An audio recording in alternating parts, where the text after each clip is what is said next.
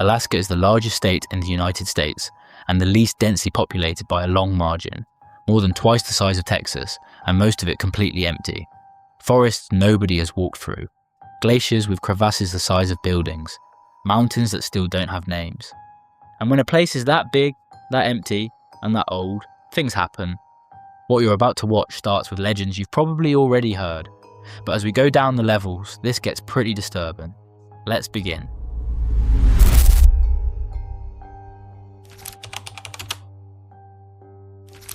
There's a zone of Alaska where, according to History Channel, more than 20,000 people have vanished since the early 1970s.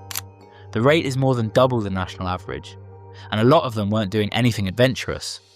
The triangle is a loosely defined area between 3 points: Anchorage and Juneau in the south, Utqiagvik on the northern coast. If you draw it on a map, it covers basically the heart of the state. Now, there's a version of this story that's pure supernatural mystery, and there's a version that's pure geography. The real one is somewhere in between. Here's the geography part first, because it matters. Alaska has crevasses 300 feet deep, storms that bury a downed plane in 2 hours, compasses that can deviate by as much as 30 degrees because of magnetic declination, boreal forests that swallow a body under moss in a single season. A lot of the 20,000 is just Alaska being Alaska. But not all of it. And this is where the story starts getting uncomfortable. Ken Gerhard is a cryptozoologist who spent months working the triangle for History Channel. And he said the thing that got to him wasn't the number, it was the type of cases. Tourists on a mountaintop with 10 other people around. Cruise ship passengers who vanish between meals. A 65-year-old man running his first marathon who had just handed off his race bib 200 feet from the finish line. Somewhere in those 200 feet, he disappeared. Nobody ever saw him again. Gerhard says during the filming of his own documentary, 2 more people vanished in the same triangle, one from a cruise ship, one from a tourist area with other people around, and when the triangle does give something back, it gives it back late. In 2022, a skull was identified via DNA from the banks of the Porcupine River. It belonged to Gary Frank Soverden, a hunter from New York who had gone missing in the mid-1970s. 47 years. Gary's parents both died without ever knowing what had happened to their son. Tooth marks on the skull indicated a bear attack. That's the pattern of the whole triangle. When it returns something, it returns half a century late and in pieces. A former SWAT officer says a park ranger contacted him in secret about disappearances the government didn't want investigated. That's how David Paulides tells the origin of his series, Missing 411. I'm going to give you the strongest version of his case, and then I'm going to give you what's actually wrong with it. Because both things matter. Paulides started pulling records in 2012, and he found something that is completely verifiable. The US National Park Service does not have a unified database of missing persons inside its parks. Each park keeps its own records. If you want to know how many people have disappeared inside the national park system, today, 2026, nobody can give you that number. It doesn't exist. From there, Paulides built his patterns. Children found miles from where they disappeared, sometimes on top of peaks an adult couldn't climb in that time. Clothing found folded or put on backwards. Rescue dogs that sit down and refuse to track. Experienced hunters lost in terrain they know better than their own house. Alaska, according to him, is the world capital of it. Here's the problem. Data analyst Carl Pollack ran Paulides' cases through statistical analysis. His conclusion was simple. Given the volume of visitors and the topography of these parks, the disappearance rate isn't anomalous. Paulides was finding patterns in noise. What Paulides got right is the infrastructure. The federal government cannot tell you how many people have vanished inside its own parks. That's not paranormal. That's a filing problem. But when the filing problem is that big in the most rugged country on the continent, the line between bureaucratic failure and something's being hidden gets thin enough that a generation of YouTube viewers has stopped seeing the difference.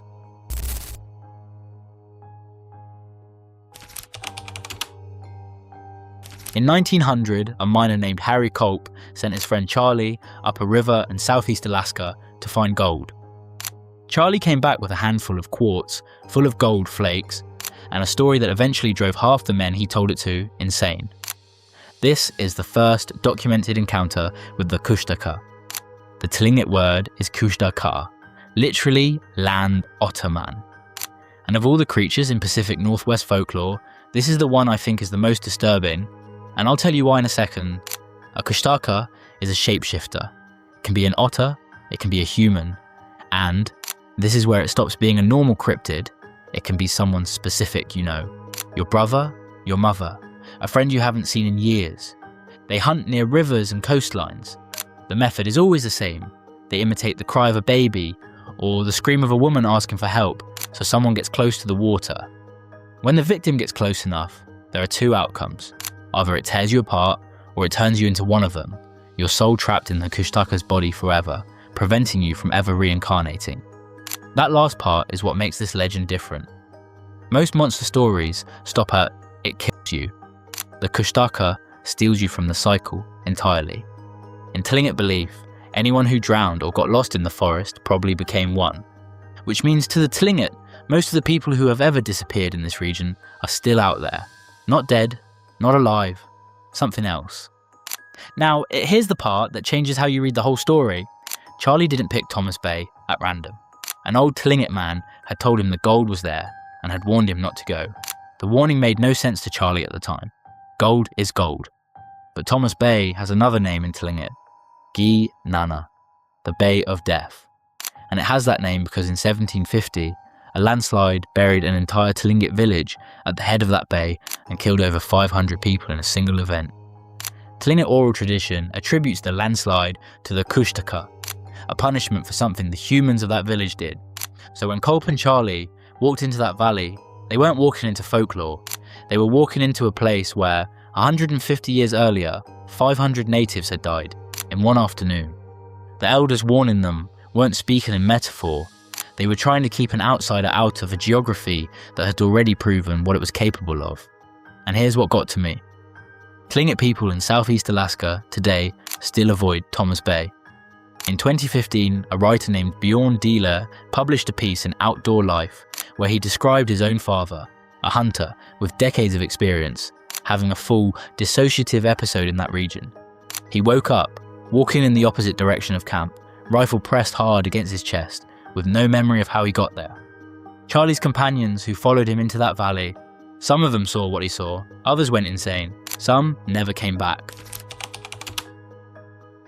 A US congressman vanishes with the House Majority Leader. The largest search in American history finds absolutely nothing.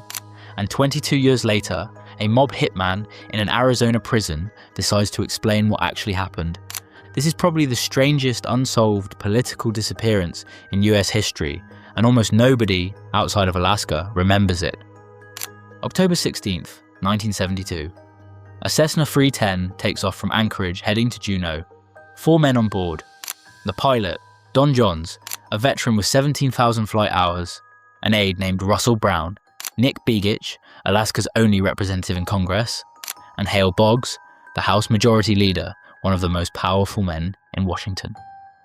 Last radio contact, 9:12 a.m., 12 minutes after takeoff. After that, nothing. What followed was the biggest search operation in US history to that point. 90 aircraft, including an SR-71 Blackbird, the fastest spy plane ever built. 325,000 square miles, 39 days. They found no plane, no bodies, no wreckage, not a boat. The official explanation was icing on the wings, crash into Prince William Sound, sunk in water hundreds of feet deep. And that's probably what happened. But there's a parallel version of this story that doesn't go away, and it starts with who Hale Boggs was. Boggs had served on the Warren Commission, the official investigation into the Kennedy assassination. Publicly, he had signed the report. Privately, by 1972, people close to him said he was losing confidence in it. He'd also been openly criticising J. Edgar Hoover and the FBI on the House floor. He was a man making more powerful men uncomfortable. That's the background. Here's where it gets genuinely weird. In 1994, a convicted killer named Jerry Max Pasley was serving life in an Arizona prison. Pasley worked for the Bonanno crime family. He had a documented history of bombings and murders. He knew he was going to die in that cell, and he decided to clear the books. he told investigators from Anchorage Police, Alaska State Troopers, and Arizona DPS the following. In the summer of 1972, a Bonanno lieutenant in Tucson handed him a locked briefcase. He was ordered to fly it to Anchorage and hand it off to two men. He did it. He was told something big was about to happen. He flew back to Arizona the next day, and a few weeks later, the plane with Hale Boggs on it disappeared. Now, the detail that breaks this case open. 17 months after the disappearance, on March 4th, 1974, Nick Begich's widow, Peggy Begich, mother of 6, married Jerry Max Pasley, the same man who, by his own later confession, had delivered the bomb that killed her husband. The marriage lasted 2 years. Pasley also claimed he'd known Peggy before the plane went down, not after, which is the opposite of what she had always said publicly.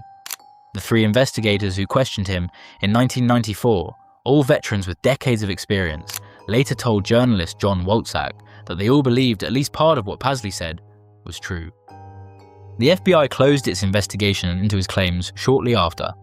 Walczak's podcast, Missing in Alaska, laid out the entire reconstruction in 2020.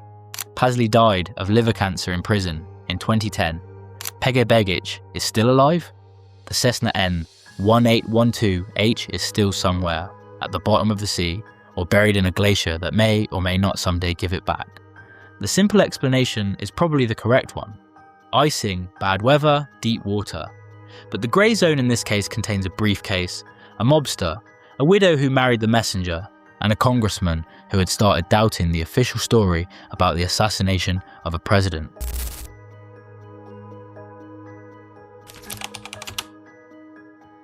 In 1931, the residents of a small cannery town on the Kenai Peninsula found one of their loggers with his skull crushed. The weapon, they said, was a piece of equipment so heavy it could only have been dragged there by his own dogs. The dogs were found torn apart. By 1950, every resident of that town had left. Nobody has lived there since. This is the story of Portlock. Here's the version you'll find in every documentary. Portlock was a prosperous fishing village in the early 1900s, built around a salmon cannery, population mostly Sugpiaq and Russian Aleut. But something was in the woods. The elders called it Nantinak, from the Dena'ina word Nantina, the ones who steal people, over 8 feet tall, bipedal, covered in dark fur. The Sugpiaq distinguished it from standard Pacific Northwest Sasquatch, specifically because Nantinak had supernatural qualities. It would appear in fog and vanish when you looked straight at it. After the logger in 1931, the pattern escalates. Dull sheep hunters disappearing, mutilated bodies turning up in a lagoon near the village, 18-inch footprints in the snow. A woman in black with a white face seen on the cliffs, dead moose with wounds that didn't match any bear attack, trees uprooted and driven head down into the ground. By 1949, the residents had had enough. They moved en masse to nearby villages. Portlock's post office closed in 1950. That's the famous version. It's in the 2021 Discovery Plus series, Alaskan Killer Bigfoot. And here's the problem with it. The source for almost all of it is one interview. In 2009, the Homer Tribune interviewed Melania Helen Kell, probably the oldest surviving former resident of Portlock. She laid out the entire Nantianak narrative. Every documentary since has treated that interview as the cornerstone. In 2021, journalist Darren Smith interviewed Sally Ash, Melania's own cousin, who had translated the original interview, and Sally admitted something that demolishes the official story. Melania made most of it up, not because she was lying, because she was tired of people asking her the same thing over and over. And in Sugpiaq culture, younger relatives don't correct elders in public. Sally and the other cousins knew she was embellishing. They laughed about it among themselves. They never said a word. According to Sally, the real reason Portlock was abandoned was economic. Alaska Route 1 in the 1940s cut the town off from supply lines. The cannery stopped being profitable. People moved to places connected by the new highway. End of story. Except it isn't. Because in the same interview, Sally admitted her own brother had an encounter with a foul-smelling, hairy creature he couldn't identify. And that when she was a child, the elders told the kids one specific thing, over and over, across generations. Don't go out on foggy days, that's when he walks. So the truth of Portlock is worse than either clean version. The town didn't empty because of Bigfoot, but it didn't empty purely for economic reasons either. There was something on that coast that the Sugpiaq had been respecting for generations, and when people started moving for practical reasons, nobody fought too hard to stay. Inuit communities on King Island and Nunivak Island in the Bering Sea have a specific warning they repeat to their children. Don't stand too long at the edge of a dock. The reason is called Tijaruk. In Inupiaq, it roughly translates as the long-tailed one. The description is consistent across accounts: a serpentine body, up to 15 feet long, a head almost 7 feet in length, the size of a small car, smooth skin, a tail ending in a flipper. And one detail that repeats in every single testimony: it moves in total silence. The pattern of attack is always the same. Someone is standing on a dock, looking at the water, then they're not. No splash, no struggle, sometimes not even a witness. The pier is empty, and the person is gone. In 1980, ethnologist John White spent time on King Island collecting testimonies. The Inuit told him, plainly, that hunters had been killed by the animal. White sent his material to cryptozoologist Roy Mackel, who wrote about it in his book, Searching for Hidden Animals. Mackel later added a detail he'd received from the Coast Guard personnel stationed in the region, that a local woman had died when her boat was capsized by what the community identified as a Tijaruk. Mackel's biological theory was that there might be an unidentified pinniped in the Bering Sea, something like a northern version of the Antarctic leopard seal, which grows up to 3.5 meters and is one of the only pinnipeds on Earth that actively attacks humans. There's no documented leopard seal population in the Arctic. But there's room, he argued, for something similar that hasn't been catalogued yet. What makes the Tijaruk different from other cryptids is the silence around it. There are no blurry photos, no YouTube chase videos, no expedition teams. The Inuit don't hunt it, don't discuss it with outsiders, and the ethnographic record comes almost entirely from the rare moments when someone like White was let in close enough to be told. And what they're told, generation after generation, is the same sentence: don't stand at the edge. 747 was chased across Alaskan airspace for 31 minutes by something that 2 independent radar systems picked up, and that a CIA representative later told an FAA official in writing never happened. This is JAL 1628, and even if you've heard of it, you probably haven't heard what the CIA said in the room. November 17th, 1986, a Japan Airlines cargo 747 is flying from Paris to Tokyo with a shipment of Beaujolais wine. Routine technical stop in Anchorage. At 17:09, the plane makes contact with Anchorage Air Traffic Control over eastern Alaska, at 35,000 feet. At 17:11, Captain Kenju Terauchi, 10,000 flight hours, former fighter pilot, sees 2 amber lights on his left, slightly below. He assumes they're military aircraft from Eielson or Elmendorf. He ignores them. Then the lights climb to his altitude. They pull up alongside him, they match his speed and head in exactly. And here's where it stops making sense. For the next 31 minutes, the 747 is escorted by the 2 lights. Terauchi says at one point they got close enough that he could feel heat on his face through the cockpit window. He tries to get a camera working, can't. The co-pilot tries with another, can't. Then, behind the plane, a third thing appears, much larger. Terauchi describes it as a mothership, twice the size of an aircraft carrier, disc-shaped, trailing the 747 across the Alaskan night. He requests evasive action, descends, banks into a complete 360-degree circle. The thing follows him through every maneuver. A TC offers to scramble military fighters. Terauchi declines. He doesn't want a military confrontation with something he can't identify. And this is where the evidence crosses from one pilot saw something to something else. The FAA radar in Anchorage picked up a primary return near the 747. The military radar at Elmendorf Air Force Base picked it up independently. 2 separate systems, unconnected, registered something there. When a United Airlines flight was diverted to visually confirm, the large object disappeared. The smaller ones pulled away just before. The 747 landed safely, and the story would probably have been buried there except for one man. John Callahan was the Division Chief of Accidents and Investigations for the FAA in Washington. A week after the incident, he got an urgent call from Alaska. He had all the radar tapes and tower audio flown to his technical center in Atlantic City. He synced everything, frame by frame. The object was there, moving at speeds no known aircraft could produce. Callahan briefed FAA Vice Admiral Donald Engen. The next day, he briefed a larger group, representatives from the FBI, the CIA, and President Reagan's scientific team. He played them the synchronized recordings.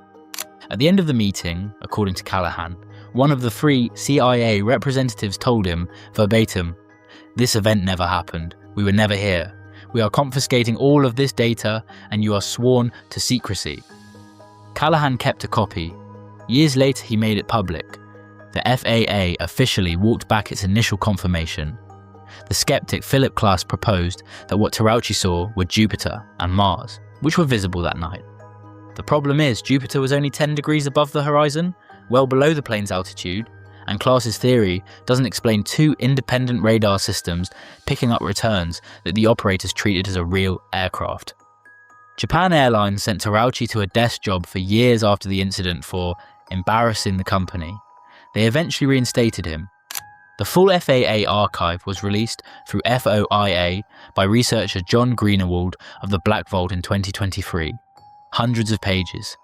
JAL 1628 remains one of the most multi-source documented UFO incidents ever recorded, and the only one on record where a CIA officer allegedly told an FAA division chief in a room that the event never occurred.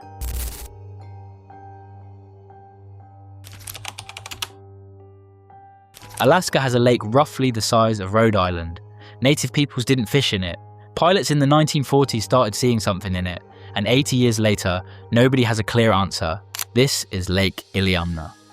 77 miles long, 22 miles wide, nearly 1,000 feet deep at its deepest. The largest lake in Alaska, connected to the Bering Sea through the Kvichak River and Bristol Bay. Basically, an inland sea. The Tlingit call it Gonakadet, body of an orca, head of a wolf. The Aleut call it Jigiknak, and for a specific reason that matters, they wouldn't hunt on it. Aleut oral tradition is direct about why. The creatures in that lake capsized canoes and drowned men. Now here's what turned this from folklore into a biological question. In September 1942, a bush pilot named Babe Ellsworth was flying over the lake with a fisherman named Bill Hammersley. Through the water, they saw several aluminum-coloured objects moving in a group. Ellsworth made a second pass, lower. They estimated each one at no less than 10 feet long. Wide, blunt heads. Tails moving side to side like fish, not up and down like whales. From that day forward, pilots started reporting the same thing. 1963, an unnamed biologist from the Fish and Game Service, flying alone, watched something 25 to 30 feet long for 10 full minutes. In all that time, the animal never surfaced to breathe. 1967, a missionary named Chuck Krapischetz said something hooked his fishing line and pulled his anchored plane hard enough to snap a steel cable. 1977, pilot Tim Laporte saw a 15-foot creature twisting in the water near Pedro Bay and reported it to the FAA. 2017, near the village of Kokonok, multiple witnesses reported seeing not one, but 3 large animals in the lake simultaneously. Gary Nielsen, a local fisherman, described the largest as twice the size of a 32-foot gillnetter. That's over 60 feet long. In 1979, the Anchorage Daily News offered $100,000 to anyone who could produce conclusive evidence. One guy tried to lure the animal to the surface by playing classical music over the water. Nobody collected the reward. The biological candidates are 3. White sturgeon, which can reach 20 feet and live over 100 years, except no white sturgeon population has ever been documented in Iliamna. Pacific sleeper shark, which tolerates fresh water for periods, also never documented in the lake. And the oarfish, which can grow up to 56 feet and which science thought was nearly extinct until live specimens started showing up worldwide after 2001. Jeremy Wade, the host of River Monsters, investigated in 2011 and concluded probably sturgeon. But Wade is also honest enough to admit nobody in 80 years has been able to capture or clearly photograph one of these animals. The lake is so deep and so remote that whatever wants to stay hidden stays hidden. In the middle of nowhere, 200 miles from anywhere, there is a field of 180 radio antennas pointed at the sky. The Russian parliament in 2002 called it a geophysical weapon on par with the leap from conventional to nuclear arms. The US government says it studies the ionosphere. This is HAARP, High Frequency Active Auroral Research Program. Gakona, Alaska, 33 acres, 180 antennas, 72 feet tall each, spaced exactly 80 feet apart. Built in 1993, $290 million, earmarked by Senator Ted Stevens, the most powerful politician Alaska has ever produced. Transferred to the University of Alaska Fairbanks in 2015. The official purpose is this. HAARP emits a high-frequency radio beam upward. The beam heats a small patch of ionosphere, the layer of atmosphere between 85 and 600 kilometers up, critical for long-range radio communications and for talking to nuclear submarines underwater. Then, the scientists measure how the heated patch responds. That's it. That's the stated mission. Now here's the other side. In 2002, the Russian Duma, that's their parliament, issued an official communiqué signed by 90 representatives and sent directly to Vladimir Putin. The document stated, in the original text, that the United States was creating new, integral geophysical weapons capable of influencing the troposphere with low-frequency radio waves. And it compared the technological leap to the transition from bladed weapons to firearms, or from conventional to nuclear weapons.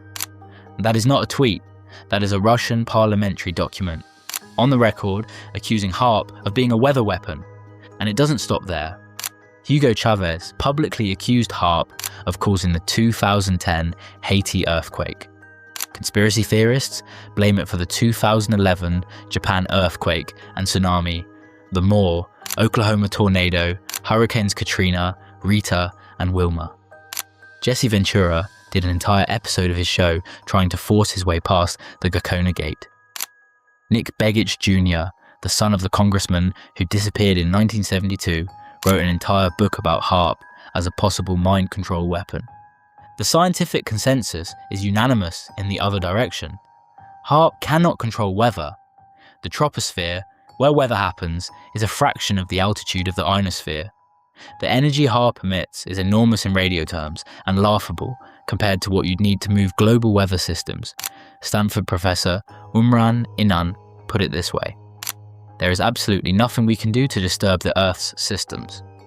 What's left is a strange object, $290 million of public money, a facility in the middle of the boreal forest, a radio infrastructure that is the most powerful of its kind in the world, and a level of international paranoia that is genuinely hard to explain if all it does is study submarine communications. The official explanation is almost certainly correct, but the size and isolation of the thing is what keeps the theories alive. When a facility that expensive sits in that much empty land with no other clear function, the absence of explanation becomes its own story. Inuit storytellers, serious, modern adult writers, not children's authors, consistently say the same thing when asked which figure in their folklore frightens them most. Not the polar bear, not the storms, not starvation, the Kalupalik. And the reason is specific. Kalupalik come from Inuit folklore across Greenland, Nunavut, and northern Alaska. Aquatic humanoids with green, scaly skin, long, wet black hair, webbed fingers with long nails. They smell like sulfur, and they hunt under the sea ice. The method is deliberate. A Kalupalik emits a low hum that travels up through the ice. The sound is almost hypnotic. Children find themselves drawn toward the edge without being able to explain why. The Kalupalik taps the underside of the ice with her nails, a soft tap-tap the child hears from above and can't place. When the child gets close enough to the edge, hands come up through a crack, they grab the child, they pull them under. And here's where it changes from a normal monster story. In some versions, the Kalupalik eats the child. Quick, done. But in the other versions, and these are the ones that Inuit storytellers themselves say are the worst, she takes the child alive. She puts them inside her amautic, the traditional parka that Inuit mothers use to carry babies on their backs. She takes them to an ice cave, and there she puts the child to sleep. Forever. For years, maybe decades, the child lies in that sleep inside the cave. The kalupalik feeds on their youth. As the child ages in the dream, the kalupalik grows younger. The child never wakes up. The child never dies. They just slowly become an energy source for the thing that took them. The practical function of this legend is obvious. Children who wander to the edge of sea ice fall in and drown. The kalupalik keeps them away. But there's a reason Rachel and Sean Kitsuolik Tinsley, the Inuit writers who've adapted these stories for adult audiences, say this is the figure that scares them, personally, more than any other. Because the kalupalik is the only monster in Inuit folklore that makes disappearance worse than death. In Inuit belief, a child who drowns can be mourned. A child taken by the kalupalik can't. They're not gone. They're not present. They're something the culture doesn't have a word for. And there's one more detail that stuck with me. The traditional way to kill a kalupalik requires understanding her. In her natural form, she's invulnerable. But she's vain. She likes to show off her power by shape-shifting into a seal or a whale. An experienced hunter, cornered by one, praises her strength and pushes her into transforming. At the exact instant of the shift, she's vulnerable. That's when you strike, which tells you something about the culture that invented this. They didn't imagine the monster as unkillable.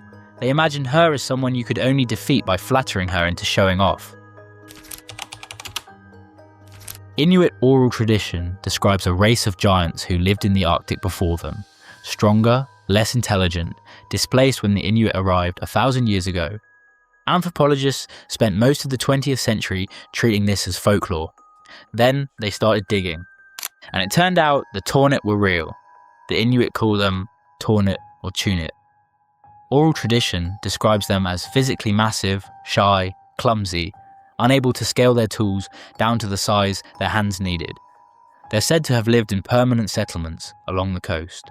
When the ancestors of the modern Inuit arrived from Alaska and expanded east, the Tunit disappeared. That's the story, and for a long time it was filed under myth. Then archaeology caught up. Researchers identified a pre-Inuit culture they called Dorset, which inhabited the Arctic from roughly 2,500 years ago until about 1,000 years ago. Physically distinct, different tools, different genetic lineage, and then, in the archaeological record, they vanish. Not migrate, not assimilate. The genetic record shows that Dorset were almost completely replaced. Modern Inuit descend from a separate migration called the Thule, who arrived from Alaska and spread east around the exact time the Dorset disappeared. So the Tornit are not imaginary. They're the cultural memory of a people who actually lived in the Arctic, who were actually displaced, and whose genetic signature actually vanished 1,000 years ago. The Inuit had been telling the truth the entire time. For a millennium, Western scholars treated their oral history as myth, until scientific method arrived and confirmed it. And in some versions of the folklore, the Tornit aren't completely gone. There are still isolated stories across northern communities of camps observed from a distance on polar nights, silhouettes in the snow, shapes moving at the edge of settlements. A people who theoretically went extinct, but whom the Inuit have never fully claimed are entirely gone. Given how badly we misread them the first time, I'm not inclined to argue with the Inuit on this one either. For 12 years, one of the worst serial killers in American history ran a bakery in downtown Anchorage. The local police used to stop in for coffee and donuts.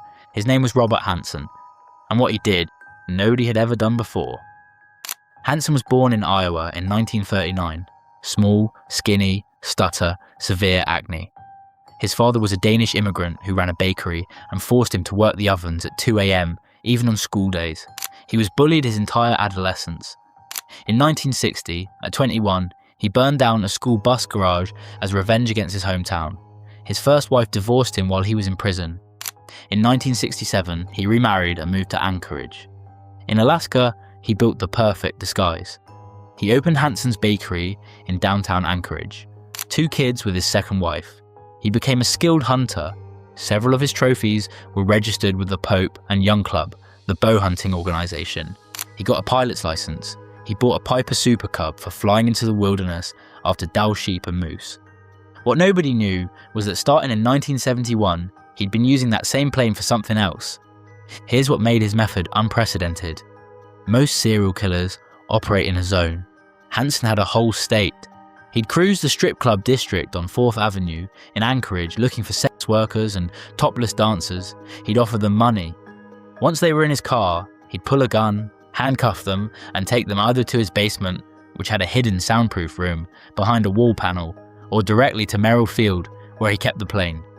Then he'd fly them into the Alaskan wilderness. He usually landed on a gravel bank along the Kinnick River, about an hour north of Anchorage. He'd uncuff them. He'd tell them to run. He'd give them a head start. Then he'd grab his Ruger Mini 14, or sometimes a bow, and hunt them through the woods the way he hunted Dall sheep. When he caught them, he killed them. He buried them in shallow graves, and on a map he kept hidden behind his headboard, he marked each grave with a small X. And here's the part that made this possible for 12 years. In the mid-1970s, the Trans-Alaska Pipeline brought tens of thousands of transient workers to Anchorage. The city became a boomtown of oilmen, drifters, sex workers, and runaways. People who came, stayed for a few months, and left. When one disappeared, there was nobody to file a report. No fixed address, no local family, no employer tracking attendance. For 12 years, Anchorage was designed, accidentally, to let a predator like Hansen operate. The case broke because of one escape. On June 13th, 1983, a 17-year-old named Cindy Paulson got away while Hansen was loading her into his plane at the airport. She ran down the highway half naked and handcuffed until someone picked her up. She gave the police a near-perfect description of Hansen, his car, his house, and his plane. And the police let him go. Hansen denied everything. A friend gave him an alibi. Paulson was a sex worker. Hansen was a respected baker with no criminal record in Alaska. What reopened the case was State Trooper Glenn Flove, who had been working the bodies that kept turning up along the Kinnick River. Flove contacted the FBI. John Douglas, the profiler who's the real-life basis for the protagonist of Mindhunter, built a profile. Low self-esteem, probably a speech impediment, probably a hunter, probably someone who looked invisible. The profile matched Hansen exactly. The search warrant on October 27th, 1983, produced everything. Jewellery from multiple missing women hidden in the attic, the Ruger Mini 14 with casings matching crime scene evidence, and the map, an aeronautical chart of the Alaskan bush with dozens of small X marks hidden behind the headboard. Every X was a grave. Hansen confessed. He flew with investigators in his own plane, pointing out the locations. In 1984, after the spring thaw, troopers excavated. They recovered the remains of 8 women on that first search. In total, 12 bodies had been recovered. Hansen confessed to 17 murders and 30 rapes. Investigators believe the real number may be over 30. He was sentenced to 461 years in prison. He died of natural causes in 2014. And here's the detail I can't stop thinking about. In 2021, 7 years after Hansen's death, nearly 40 years after the murders, genetic genealogy finally put a name on one of the still unidentified victims. She had been called Horseshoe Harriet, because her remains were found near Horseshoe Lake. Her real name was Robin Pelkey. She was 19 years old when Hansen killed her in 1983. Her parents had never reported her missing. They had lost contact with her. They didn't know she was back in Anchorage. For nearly 4 decades, Robin was just a body in a grave with no name and a line on a confession list because the system that was supposed to notice she was gone didn't. 11 of the 12 recovered victims have now been identified. One still hasn't. What Hansen understood before anyone caught him is that Alaska in 1980 was a machine for losing people. He didn't just kill 12 women, he found an entire class of human beings that the state couldn't keep track of, and he used the state's blindness as a hunting tool. On February 5th, 1898, a steamship went down off the coast of Alaska carrying 850 pounds of gold and at least 65 people. Only one body was ever recovered. Weeks later, the supposedly dead crew started showing up alive. This is the case that, honestly, bothers me more than most things on this iceberg, and I'll tell you why by the end. February 5th, 1898, peak of the Klondike Gold Rush.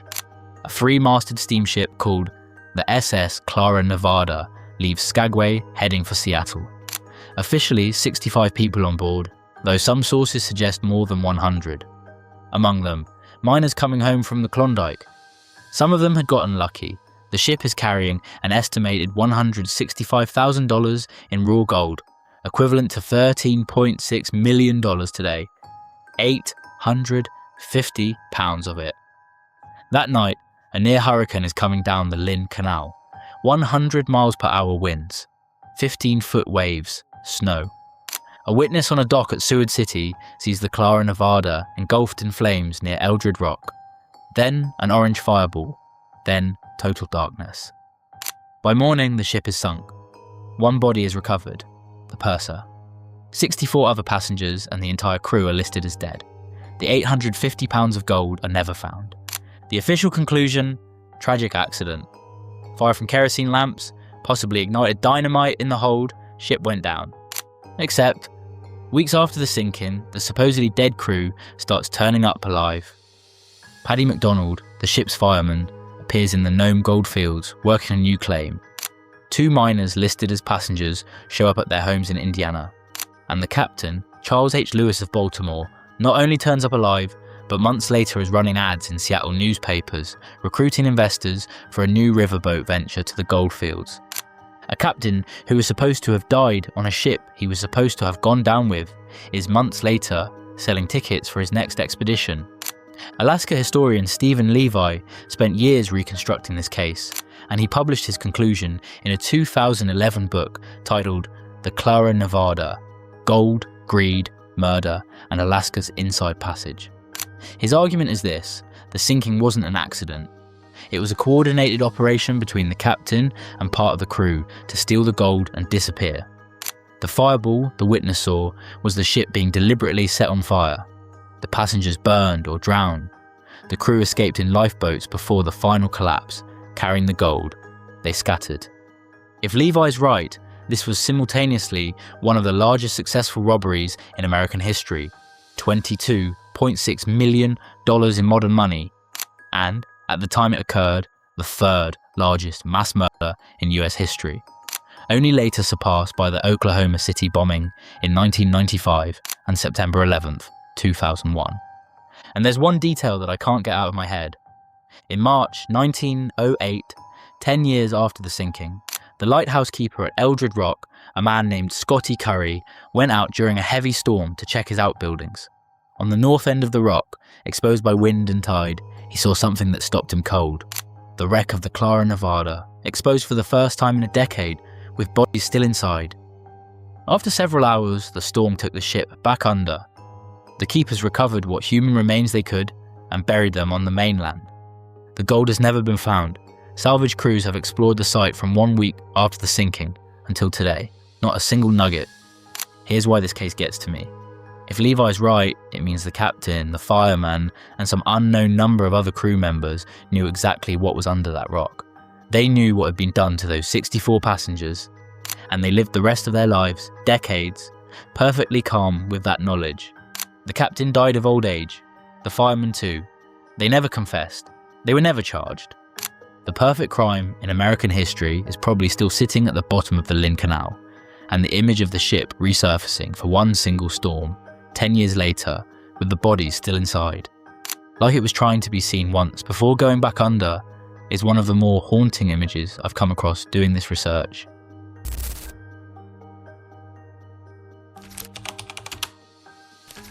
Northern Alaska has an oral tradition that anthropologists spent a century treating as folklore. It talks about things sleeping under the ice. The ice is now melting, and some of the things are coming out. For as long as anyone has been writing down Inupiat oral history, the same idea has been repeated by elders across generations. Under the permafrost, there are things. Some of them are people, some of them are not. Some of them are sleeping, and the ice is what's keeping them there. For most of the 20th century, this was filed under the same category as every other folklore tradition. Metaphor, a way of explaining how ice sounds when it contracts, a story for children. Then the climate changed, and the ice started giving back what it had been holding. In 2014, scientists at Aix-Marseille University revived a virus they pulled out of 30,000-year-old Siberian permafrost. They named it Pifivirus sibericum. It only infected amoebas, so there was no danger to humans. But the principle had now been demonstrated. Pathogens can survive, frozen for tens of thousands of years, and come back to active life when they thaw. In 2016, an anthrax outbreak in Siberia killed over 2,000 reindeer and hospitalized around 100 people. One child died. The source was traced to the carcass of a single reindeer that had died during an outbreak in the 1940s and had been frozen in the permafrost ever since. The anthrax spores have remained viable for 75 years. When the permafrost thawed just enough that summer, they woke up. In 2019, Russian hunters in Yakutia found the complete, frozen body of a 40,000-year-old prehistoric wolf. The head was so well preserved that the facial muscles were still distinguishable. They named him Dogor. In 2020, the body of a cave bear was found in Siberia. 39,000 years old, teeth and soft tissue intact. Mammoth calves with flesh still on the bones, giant short-faced bears, woolly rhinos, an entire Pleistocene ecosystem cryogenically preserved is melting out of the ground across Siberia and northern Alaska. And here's the part that's hard to process. The Inupiat of northern Alaska have been saying, for centuries, that there's something under the ice. For most of that time, nobody listened. Their traditions were treated as superstition by ethnographers who didn't speak the language and didn't understand the distinction between spiritual metaphor and historical record. The same scholars who spent 100 years dismissing oral traditions about the tunic before archaeology proved them right. Now the ice is retreating, and the things the Inupiat said were under it, some of them, the mammoths, the wolves, the ancient bears, are coming out. The viruses too, the anthrax, pathogens that waited 30,000 years in the dark for their moment.